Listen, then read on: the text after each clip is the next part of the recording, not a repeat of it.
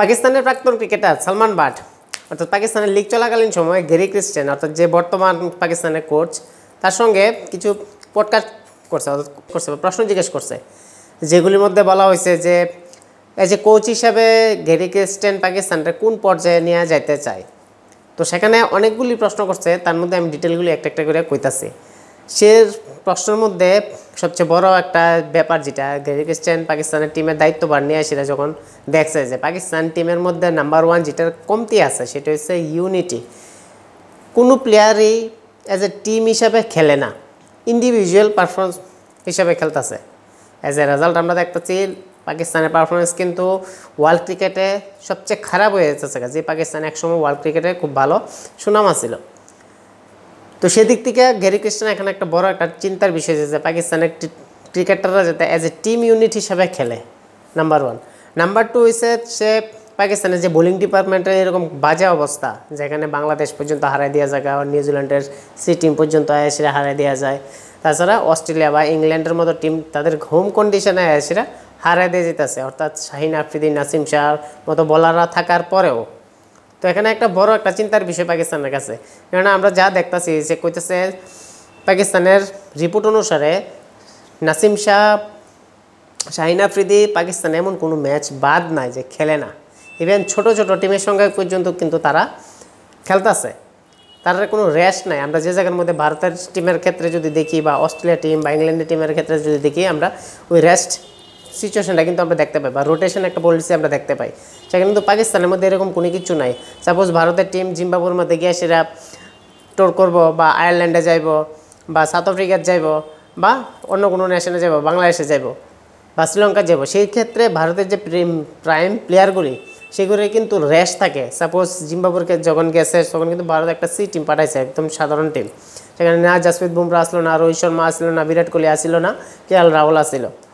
তো সেদিক থেকে যদি আমরা দেখি ভারতের যে মেইন রিজার্ভ প্লেয়ারগুলি বা বিগ ম্যাচের যে প্লেয়ারগুলি তারা কিন্তু পর্যাপ্ত পরিমাণে রেস্ট দেওয়া হইতেছে, টাইম দেওয়া হইতেছে, এবং যার ফল কিন্তু আমরা দেখতেছি ভারতের ক্রিকেট কন্ডিশনে বর্তমানে যা অবস্থা, যে ডমিনেন্সে ভারত খেলতেছে। কিন্তু পাকিস্তানের ক্ষেত্রে আমরা এটা কিন্তু দেখতে পাই না। বাবর আজম জিম্বাবুর টোরে যায়, সেম শাহিন আফ্রিদিও যাইতেছে, নাসিম শাহও যাইতেছে, তার কোনো প্লেয়ার বাদ নাই যে যায় না, কোনো টিমের ইভেন্ট খেলে না। এবার তারপরে প্রশ্নের মধ্যে আছে যে তুমি পাকিস্তানটা চ্যাম্পিয়ন্স ট্রফির আগ পর্যন্ত কোন জায়গার মধ্যে নিয়ে যেতেছ। তখন গ্যারি ক্রিস্টেন কইল যে তার কাছে টোটাল 7টা বলার থাকতে লাগবো, ম্যাচ উইনার বলার, যে জায়গার মধ্যে তারা আমরা শুধু শাহিন আফ্রিদি বা নাসিম শাহর উপর ডিপেন্ড করলে হইব না বা হ্যারিস রাওর উপরে ডিপেন্ড করলে হইব না। এরকম আমরা 7জন বলাররে আমরা চ্যাম্পিয়ন্স ট্রফির আগে তৈরি করতে লাগবো, যারা ম্যাচ উইনার হইব। ভারতের মধ্যে যেরকম জাসপ্রীত বুমরা হোক বা সিরাজ হোক বা আর্শদীপ হোক বা মোহাম্মদ শামি হোক বা অন্য যে কোনো বলারই হোক, প্রত্যেকে কিন্তু ম্যাচ উইনার। কিন্তু পাকিস্তানের ক্ষেত্রে আমরা দেখলাম যে তার মেইন যে 2জন বলার যদি উইকেট নিয়ে নিতে পারে তাহলে কিন্তু বাদ বাকিরা তেমন একটা এফেক্ট করতে পারে না, যেটা গ্যারি ক্রিস্টেন এখানে কইছে। তো তার রোডম্যাপের মধ্যে সেখানে 7জন বলার এখানে চাইতেছে এজ এ চ্যাম্পিয়ন্স ট্রফির আগে। তারপরে যেরকম কিছু ব্যাটসম্যান বা ব্যাটিং ডিপার্টমেন্টের জিজ্ঞেস করছে, যখন ব্যাটিং ডিপার্টমেন্টের মধ্যে কীরকম উন্নতি করতে চাইতেছে, তো সেদিক তখন গ্যারি ক্রিস্টেন কইল যে পাকিস্তানের ম্যাক্সিমাম প্লেয়ার কিন্তু ইন্ডিভিজুয়াল পারফরমেন্স হলে খেলতেছে। তো সে চায় যে পাকিস্তানের টিমের মধ্যে এমন কোনো প্লেয়ার ইন্ডিভিজুয়াল না খেলুক, এজ এ টিম হিসাবে খেলুক, টিমের স্বার্থে খেলুক। আমরা যেটা দেখলাম যে বাবর আজমের উপর কোয়েশ্চেন আসে প্রায় তুমি যে ইন্ডিভিজুয়াল পারফরমেন্স হলে খেলে, সে টিমের চিন্তায় করে খেলে না, স্লো স্ট্রাইক রেট, পারফরমেন্স ভালো না। পাকিস্তানের বরাবর মোটামুটি অনেকগুলি প্লেয়ার আছে যারা ইন্ডিভিজুয়ালি খেলে। তাছাড়া আর একটা বড় একটা চিন্তার বিষয় হচ্ছে তারা পজিশন।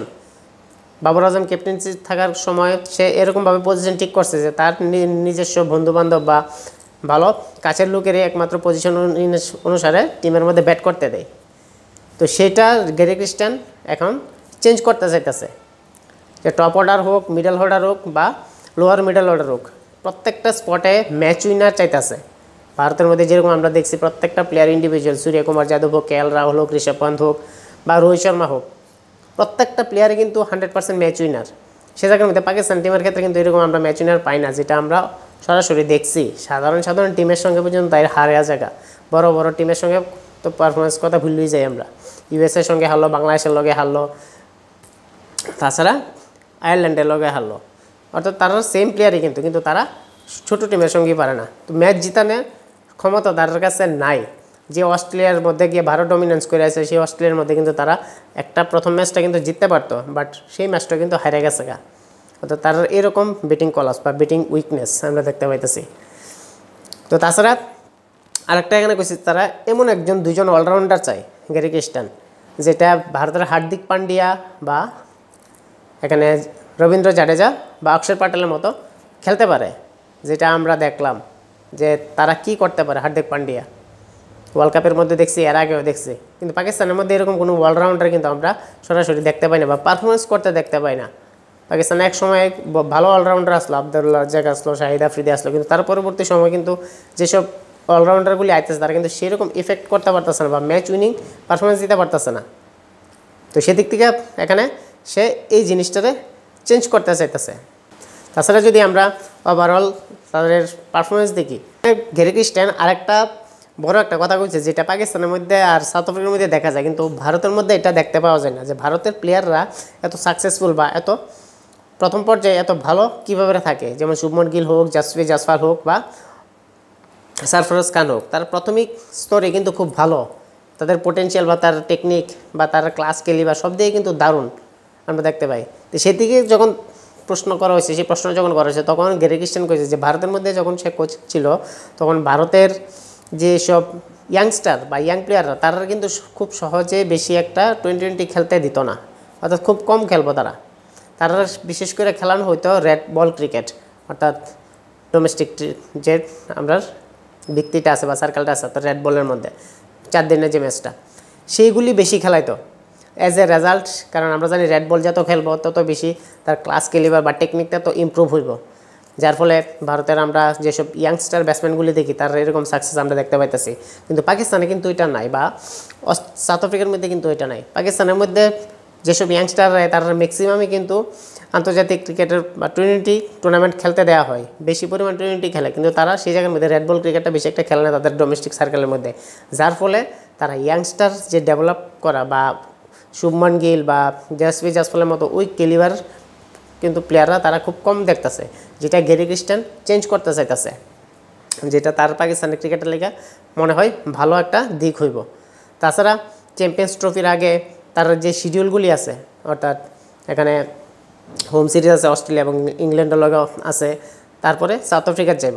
তো সেই দিক থেকে সাউথ আফ্রিকার মধ্যে তারা যে মেইন যে প্লেয়ারগুলি আছে সেগুলির রেস্ট দেওয়ার লাগে, কেন তারা যদি ওই জায়গার মধ্যে গিয়ে খেলে তাহলে কিন্তু তারা পর্যাপ্ত পরিমাণে টাইম পাইব না নিজেরে রেডি করার লাগে চ্যাম্পিয়ন্স ট্রফিতে, কেন চ্যাম্পিয়ন্স ট্রফি ফেব্রুয়ারি বা মার্চের মধ্যে হইতেছে, তাও আবার পাকিস্তানের হোম গ্রাউন্ডে। তো সেই দিক থেকে তারা রিজার্ভ রাখতে চাইতেছে, তারা যে সময় অনুসারে তারা যাতে স্ট্রিক্ট পারফরমেন্সটা করতে পারে, যাতে ওয়ার্কলোডটা একটু তার কম করা যায়, কেন তারা প্রত্যেকটা ইভেন্টই খেলতেছে। তো সেদিক থেকে তার প্রেশারটা বেশি পড়ব, তো ইনজুর্ডও হওয়ার সম্ভাবনা আছে। তো তার লেগে সে এটার ওয়ার্কলোড ম্যানেজমেন্টটা করতে চাইতেছে গ্যারি ক্রিস্টেন। তাছাড়া টিমের যে ব্যাটিং যে র্যাঙ্কিংটা বা ব্যাটিং ডিপার্টমেন্টটা, এটারে সে চেঞ্জ করতে চাইতেছে।